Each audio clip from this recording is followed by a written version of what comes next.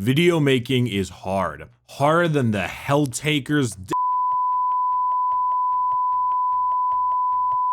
on a Thursday when it's foggy but not quite raining. That's why today's sponsor is Oslo, a tool to help review and assist you in making video production easier, all in one app. Oslo, I don't actually know, allows for backups to be made of all of your projects, an easy way to share your videos online, time-stamped comments for good feedback, revision tracking, and will even allow you to upload your video from the app itself. And even better, the starting tier is completely free. So whether you're someone like me or perhaps an up-and-coming editor, Oslo can help you make the experience a whole lot easier. Check it out in the description. We are in a world of complainers. We have been taught that instead of chasing our dreams, we must instead throw a tantrum about why we don't have them. Instead of putting our foot forward, we attribute everything to luck, to circumstance, to factors outside of our control. If I was in his position, I'd have what he had. If I was like him, I would be just as successful or happy or wealthy. A true era of people who sit on their ass and wonder why they don't have the things they want. So when one man, one soul stood up and said to himself, you know what we don't have enough of? We don't have enough of these demon girls, sharply dressed, bopping soundtrack, enough Rule 34 that makes the other 33 rules feel self-conscious. We don't have enough of any of that. And you know what that man did? He got off of his ass and he fucking made it. And this is the story of the Helltaker review. You're all going to hell. Goodbye. Hello everybody, I'm Bricky, currently running from the law for 2 counts of vandalism, and I am a little bit late to this train, I'm a little bit late to this review and to this game, but I did promise I would make a Helltaker review, and I am doing just that. Helltaker was a game I had not really heard about. Humorously enough, I was actually getting the same Undertale treatment when it came to the Helltaker title. One of those games where I'm sure the game is perfectly wonderful, very good, very impressive, but I get just enough secondhand embarrassment from the community that likes it that I never ended up playing it myself. But one day, it was time to give it a shot. I knew it had a boppin' soundtrack, it was a really short game, and it had a bunch of cute little sprites. So one day, popped onto my Twitch channel, played the game, and about an hour later, I gotta say, pretty fun. I kind of get the hype. And it might be a story of the most king shit I have ever seen. So if you were like me and you sat on the sidelines not really knowing why everybody was talking about this game besides the obvious reasons, well, let me present to you my Helltaker review, explaining why the game is so popular and going into the intricacies, and there's even going to be a best girl tier list because I honestly would be remiss of my duties if I did not add one of those. So no head? The premise is bare bones and obvious. You are a man, I think, your dad probably fucked a tank or something, and you woke up one day with the dream, the vision of a harem of demon girls. So you know what you do? You go down to hell, yes, actual hell, and you go to collect these demon girls for your harem.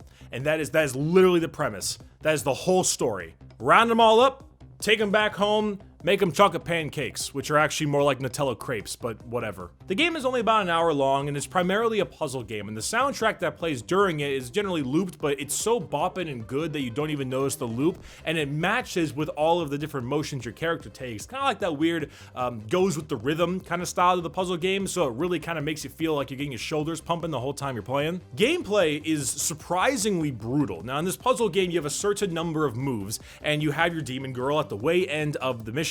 And your job is to do a little bit of puzzle, make a little bit of motion, maybe hit something, maybe run away from some spikes or whack some rocks, and then do it in that certain number of moves in order to get to them, and then pick the right dialogue option, and you advance to the next stage. I will say it is very tough. It is quite brutal, actually. There is really no room for maneuverability. There is generally just one way to get through every single level, and you have to have it down to a T. You don't get any extra moves. It is pretty ridiculously challenging at times. And then once you're done with all the puzzle sections, you have a big old bullet hell section at the way end of it, and the game's over. 1 hour, Nice and simple. Humorously enough, the bullet hell part I really didn't have too much of a problem with. However, the puzzle part can really be tough, mainly because of your lack of leeway. You're gonna be restarting quite a bit. So there's your premise. There's your gameplay. It's super simple. So why is everyone talking about it? Well, the same reason everyone talks about anything. There's lots of demon girls. Many kinds of demon girls with many specific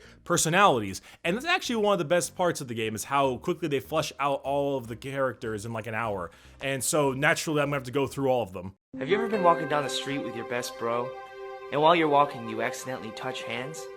You think to yourself, that was weird, but I'm not gay. You are. You are gay. The first and best girl on the best girl list is obviously the Helltaker himself. Looks like BJ Blazkowicz was just like, you know, I gotta say, these Nazis, they're a little bit too evil. Let me back up a little bit and go actually to hell to get a harem of girls to make chocolate pancakes for. It's a simple man. It's a simple man, and I want to know what his protein shakes are made of. Pandemonica. Good job. There's some good puns in this thing. The tired demon. She looks like your librarian kind of person. She's constantly tired, always sick of your bullshit. She's trying to do bookkeeping and everything. Russians really like her, and I just do not know why. If you're Russian and you like Pandemonica, please explain to me this reasoning, because I'm not quite so sure about it. Как же я хочу служить пандемонике! Я хочу, чтобы она сломала мои пальцы, как тонкие макароны! Я хочу есть каждый завтрак, обед и ужин и списки за ее разрешение! But she's tired, annoyed, salty, until she gets her coffee, and then you can say goodbye to your toes. Modius, the lustful demon.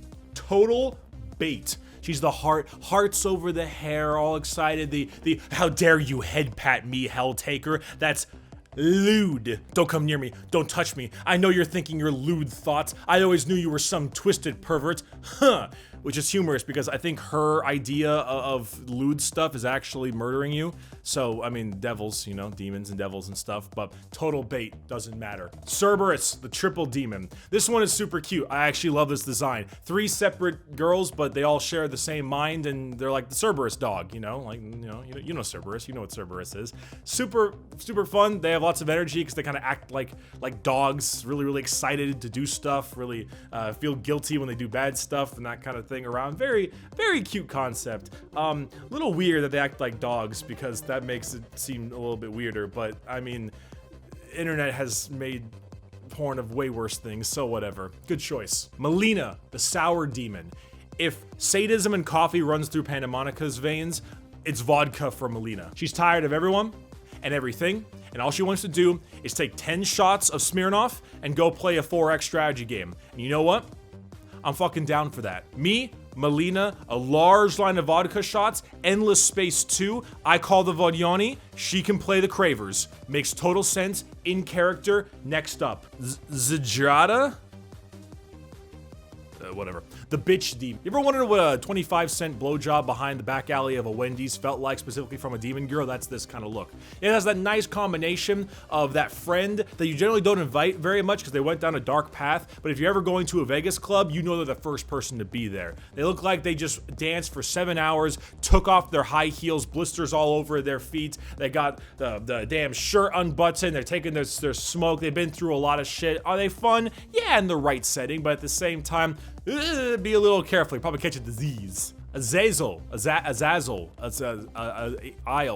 Isle, the curious angel. You ever play Mass Effect or something, and you're having a nice little bit of back and forth with a hot blue alien, and then you two fuck, and then you realize that your 5-year-old cousin was watching the whole time, and their eyes are super wide, and they're not understanding what just happened, and you have to find a way to work your way around and make sure they don't get scarred for life? That's this curious angel. She wants to go study the demons, study what they're all about, and oh boy, that innocence is not gonna last very long. Justice, the awesome demon.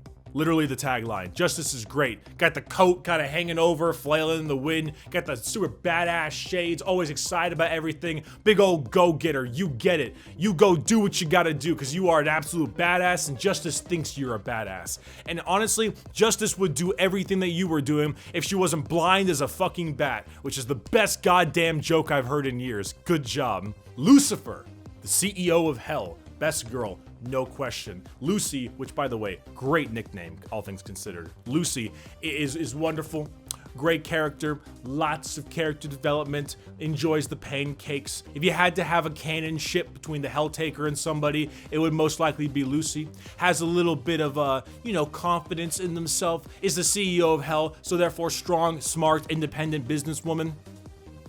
Is good shit. Judgment, the High Prosecutor. That's the fan servicey one. Can't really talk too much about fan service because this game is all fan service and I can't complain about fan service, but you ever have, like if you had to take a character and you had to legitimately use the word CBT and it wasn't Pandemonica coffee style, it'd probably be Judgment. Got a kind of a biker look to them, lots of chains, the leather vest kind of going over, a bunch of batons on the arms, until you start complimenting her and then she immediately melts like the Wizard in Oz. It's cute though. Finally, Beelzebub, great fly. No real thing to talk about that one. Kind of a secret ending. You find out for yourself. Now, what is magical about that long list I just said was actually it's weird because yeah, it's all the guy knows what he's doing, right? He's making a harem of demon girls. I get it, but I am very impressed by his writing because in this 1 hour period of time, he was able to decently flesh out like 10 separate characters pretty well, and I'm surprised without any voice acting, with just a couple quips and a couple sprites, and I'm generally understanding about what all these characters are about. It's kind of like when you play the beginning of a Danganronpa game, and you kind of go around talking to everybody. Obviously, they're all stereotypes in the Danganronpa games, but you really kind of know what they're all about in less than an hour introduction with everybody. You don't know their like major backstories, that comes later, but it's kind of got that same feeling to it. It's great. Also, because I know that through my statements of talking through all of them, I already have a hitman coming to my door, so why not just expedite the process? Here, this is called the Objective Best Girl List. There is no in between. I am right. You are wrong. This is fact. You must deal with it, all right? I'm so sorry that you've been thinking wrong this whole time, but here is the Objective Best Girl List. Sorry. I love hentai. I need hentai in my life. Let's talk about the creator a little bit.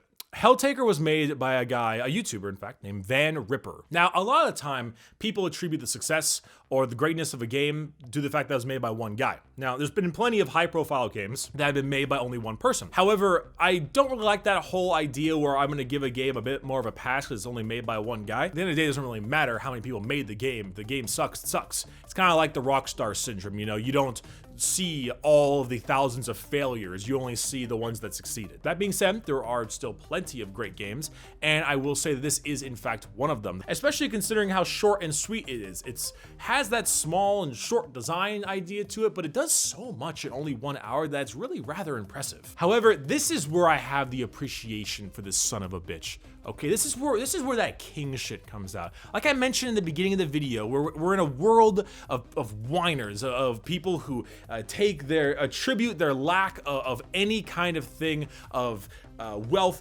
or intelligence or happiness, and they attribute all of that to factors outside their control because they can't at all handle the idea that it might just be their goddamn fault, and they're always needing something else. Like, oh, mom, big titty goth IHOP isn't real. I can't handle living in this world anymore. Femboy Hooters isn't fucking real. I can't stand living anymore. Tomboy Outback, Twink Filet, KFCBT. They all sit there and cry to themselves, Mom, why can't I have gigantic mom?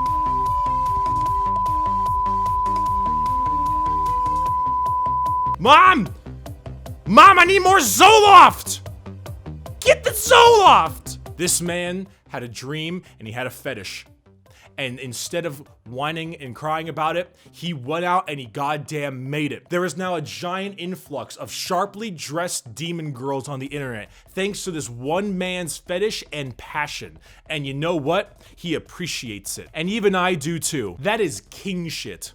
That is pure king shit right there. You know me. You know I don't like my anime, and even though a lot of these characters kind of have a little bit more of an anime art style than the average one, I do not mind. For once in my life, I appreciate the amount of Rule 34 coming out of this intellectual property. Do you want to know why? Thanks to the sheer amount of porn coming out, that might make more people get off their ass and go do this king shit as well.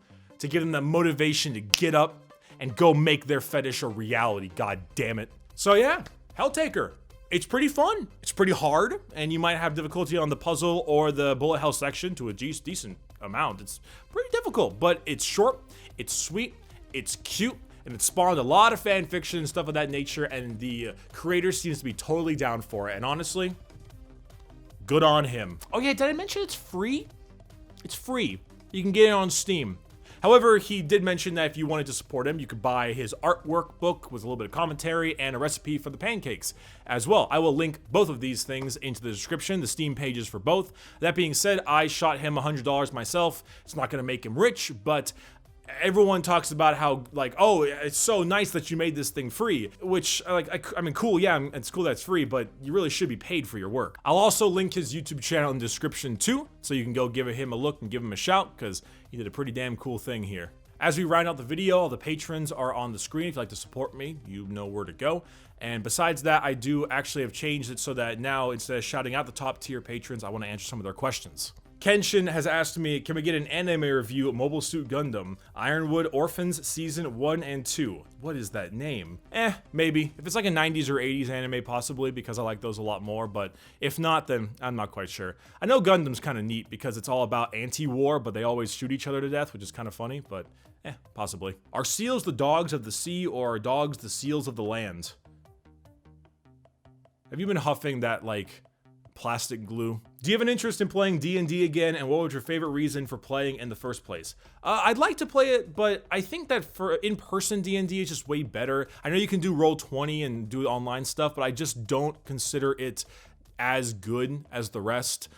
So I'd like to play it again, but with virus going on, it probably won't be happening anytime soon. Bunkers and Badasses from Borderlands is getting an actual tabletop adaptation. Will me and Magikarp look at it? Possibly. We're not overly interested in some of the tabletop stuff. Like, unless it's just a regular board game, like Villainous style, maybe. But if it's a game that has models and figures and stuff, the only thing that ever goes up in my mind is how can I convert this to Warhammer stuff? I know a lot of other Warhammers are the same, Warhammer players are the same way, because they see models from other games and like, ooh, that'd be a good guardsman or missionary or a marine conversion. So maybe, maybe not. Anyway, thanks for the questions, guys. Thanks for supporting me. Pleasure having you all here watching this video, and I will see you next time. Bye-bye.